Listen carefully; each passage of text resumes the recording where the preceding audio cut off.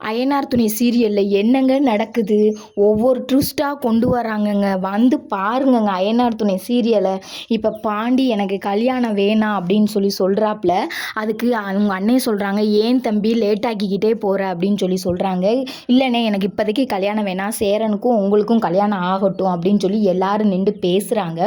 ஆனாலும் அவங்க அண்ணே சொல்கிறாங்க, ஏன் பாண்டி வேணாம் பாண்டி, நம்ம உனக்கு கல்யாணம் முடிப்போம் அப்படின்னு சொல்கிறாங்க. கேட்க மாட்டுறாரு.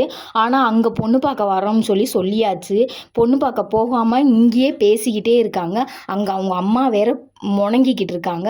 அப்புறம் பாண்டியே போய் வீட்டில் போய் என்ன சூழ்நிலை அப்படின்னு சொல்லுவோம்ட்டு வானதி வீட்டுக்கு வந்து சொல்கிறாரு, எங்கள் அண்ணங்க 2 பேத்துக்கு கல்யாணம் முடியட்டும், முடிஞ்சதுக்கப்புறம் நான் வந்து வானதியை முடிச்சுக்கிறேன் அப்படின்னு சொல்கிறாரு. அப்போ வானதி மூஞ்சியை பார்க்குறாங்க. பார்த்ததுக்கப்புறம் பார்த்தீங்கன்னா சோழனை சொல்கிறாங்க, இல்லை பாண்டி உனக்கு முடிச்சிருவோம், அதுக்கப்புறம் என்னன்றதை பார்ப்போம் பாண்டி அப்படின்னு சொல்கிறாங்க. அதுக்குள்ளே நிலா என்ன சொல்கிறாங்கன்னா, உங்கள் 2 பேத்துக்கும் கல்யாணம் முடிச்சுட்டா ஒரு பொண்ணுன்னு வீட்டுக்கு வந்துடுவாங்க, அதோட நானும் சோழனை விட்டு போகிறதுக்கு நிம்மதியாக இருப்பேன், என்னை விட்டால் போதும், சோழன் செய்கிறதுக்கு வந்து நான் இங்கே இருக்கவே எனக்கு பிடிக்கலை, என்னை ஆளை விடுங்கடா சாமி அப்படின்னு நிலா சொல்கிறாங்க.